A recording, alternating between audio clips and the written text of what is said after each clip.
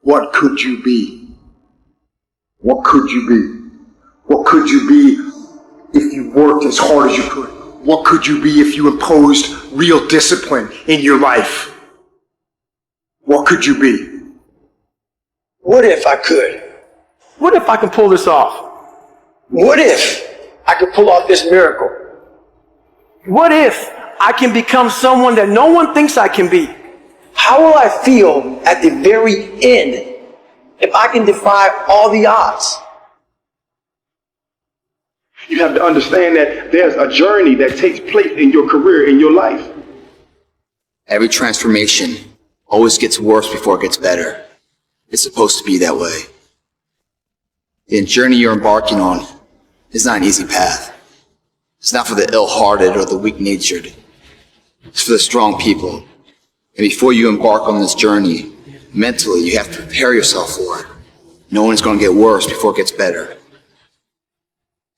Life tests the big dreamers, the passionate revolutionaries. It's almost like a weeding out process. Only the strong and the best get to live their heart song. You know what? If it was easy to get to world class and extraordinary, everyone would be doing it.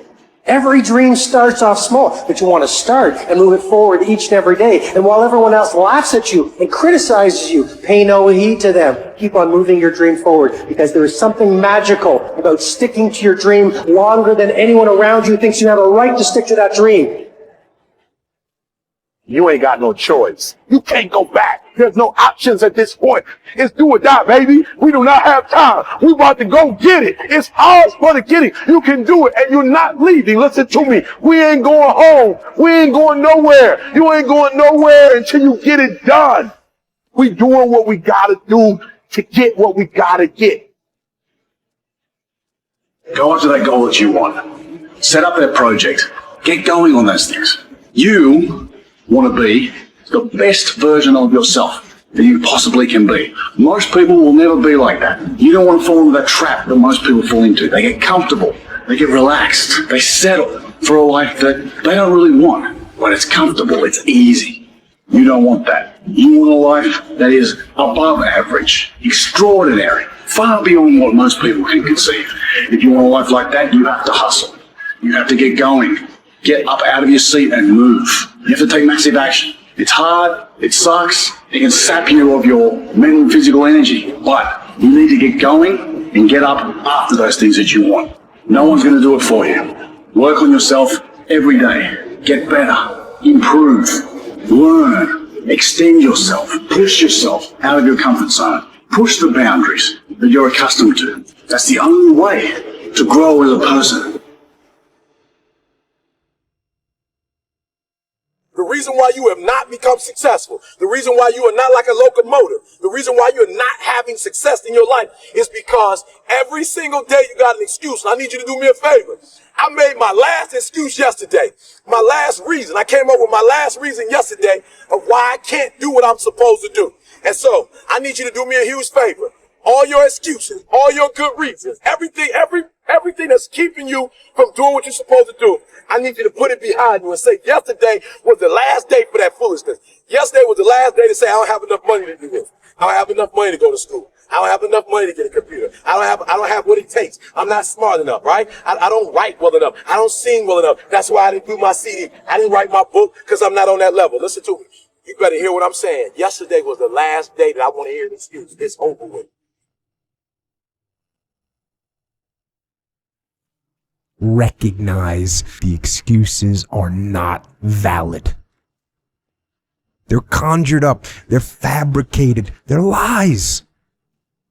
And how do you stop the lies? You stop the lies with the truth. You have time. You have the skill. You have the knowledge and the support and the willpower and the discipline to get it done. What you pay attention to is what you will get. And the more attention you give something, the more you feed it, the stronger and more powerful that thing grows. You need to face, master, and channel your obsessions into an engine of massive, energized momentum for the success you desire. You can be who you want to be. You can do what you want to do. See what you want to see. It's all in your power. and no one else is. Go out and get it. If you get knocked down, get back up again. You can never fail if you never give in. If you stick with it, stay with it, become obsessed with it, feed it every day, I guarantee you, possibilities will take place. Do I just sit there and settle? No, I don't. I say enough's enough, man, and I'm going to make a change, and I'm going to keep going until I get it. You chase something that you believe you deserve until you get it. And it doesn't matter what happens to you. It doesn't matter how many times you get fired. It doesn't matter how many people don't believe in you. Just go until you get it. That's the point. Are you tired yet? Some of you need to get tired. You need to be tired of what's going on in your life. Get tired of your habits. Get tired of the actions that you're putting in every day. You gotta change, man, or nothing changes. I woke up one day and stopped making excuses. I woke up one day and stopped playing the blame game. I woke up one day and looked at the man in the mirror and was like, yo, bro, what are you doing? Wake up. It's showtime. Let's go.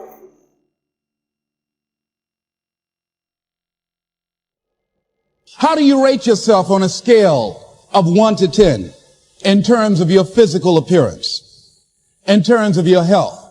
Do you take care of yourself? Are you allowing yourself to get overweight and out of shape? Are you conscious of your health?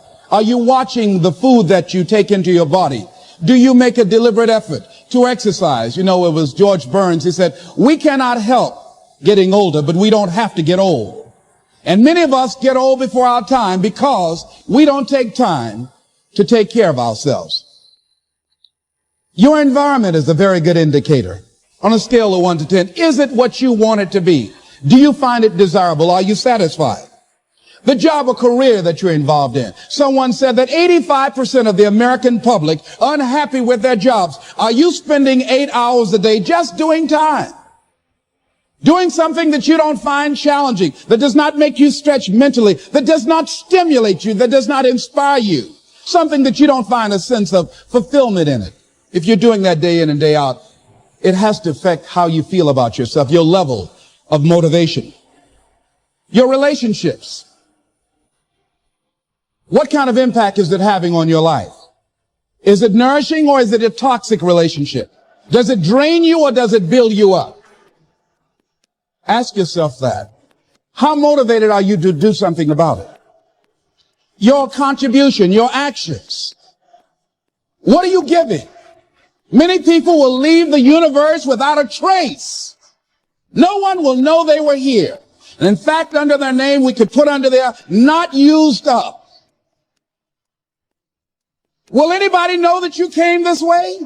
What contribution are you giving? What will you leave? What will be different because you came this way? For me, it's like no brain left behind. Right? Because I live with that identity for so long. And my message to people, whether it's on stage or on podcast or anything, is that, you know, we are more than what we're demonstrating, that we've been sold this lie, that people are taught through school. Like when I do these demos and I on stage memorize 100 names, words and numbers, forwards and backwards, and it appears effortlessly. I always tell people, I don't do this to impress you. I do this to express to you what's really possible, because the truth is everyone can do this too, and so much more.